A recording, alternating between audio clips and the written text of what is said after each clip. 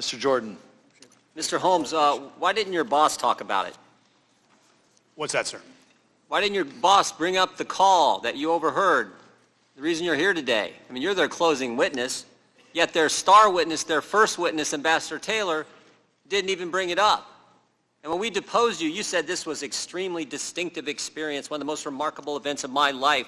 You described it like this. You said, after the call happens, I immediately told Deputy Chief of Mission and others at the embassy about the call. Then you said you went on vacation. You told several friends and family about the call. Then you come back on August 6th and you tell Ambassador Taylor about the call.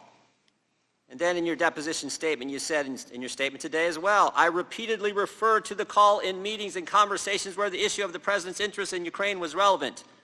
I repeatedly referred to the call in meetings and conversations where the issue of the president's interest in Ukraine was relevant. That sounds like government speak for you. Told everybody. Yet their star witness, their first witness, Ambassador Taylor, when he came here, he related 13 different conversations he had between July 18th when the aid is frozen, September 11th when it's released. 13 different conversations, never once mentioning this call. July 19th, Dr. Hill and Colonel Vindman told Taylor what Sondland told them. July 19th, Sondland told Taylor about the upcoming Trump-Zelensky call. July 20th, Sondland told Taylor what Sondland told Zelensky to tell Trump. July 20th, Dana Look tells Taylor what Zelensky told Dana Look. July 28th, Morrison tells Taylor what happened on the Trump-Zelensky call. August 16th, Volker tells Taylor what Yarmak told Volker. August 21st, Breckbull talks to Taylor. August 22nd, Morrison talks to Taylor. August 29th, Yarmak talks to Taylor. September 1st, Morrison tells Taylor what Sondland told Morrison about what Yarmak told Sondland. September 2nd, Morrison tells Taylor what Dana Look told Morrison. September 7th, Morrison tells Taylor what Sondland told Trump. And September 8th, Sondland tells Taylor what Trump told Sondland. Nowhere is there a Holmes tells Taylor what the President of the United States told Sondland. May I answer that 13 question? conversations. Yeah, I'll get to you. I'll give you a chance here in a second. But 13 conversations from their star witness. You're their closing witness, and he can't remember a call from a guy he works with every single day. Why? Yes, sir. So immediately when I went back to the embassy after this lunch on the 26th, I told my direct supervisor, the Deputy Chief of Mission, I would have told Ambassador Taylor immediately, except he was on the front lines that afternoon.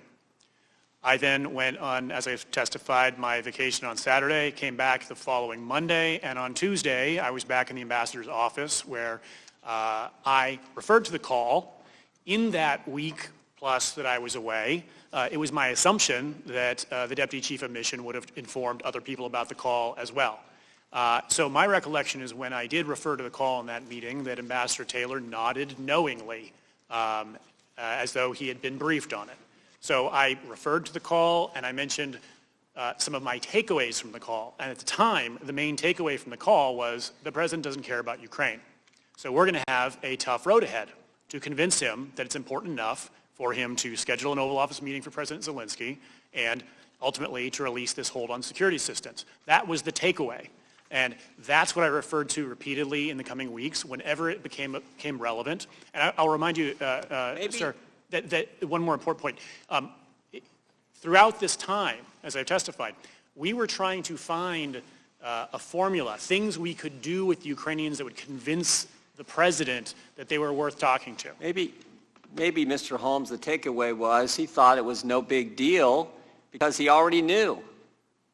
He didn't remember it because we already had the transcript.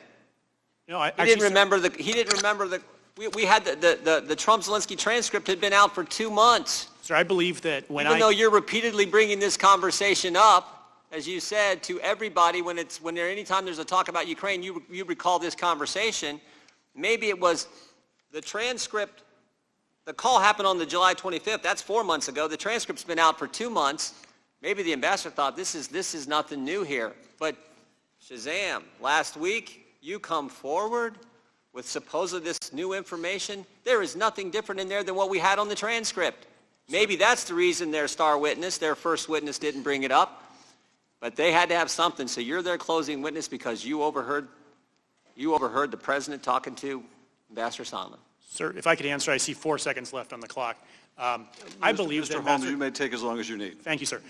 I believe that Ambassador Taylor did already know when I briefed him when I returned from vacation on the 6th. It was not news to him that the president was pressing for a Biden investigation. That's not what I asked. I asked why he didn't share with us. Mr. Jordan, please do not interrupt the witness any further. Mr. Holmes, This is exactly Mr. Jordan's time has expired, but yours has not. Okay, thank you, You may sir. answer the question. It's exactly my point. I briefed the call in detail to the deputy chief of mission, went away for a week, come back, I refer to the call, and everyone is nodding. Of course that's what's going on.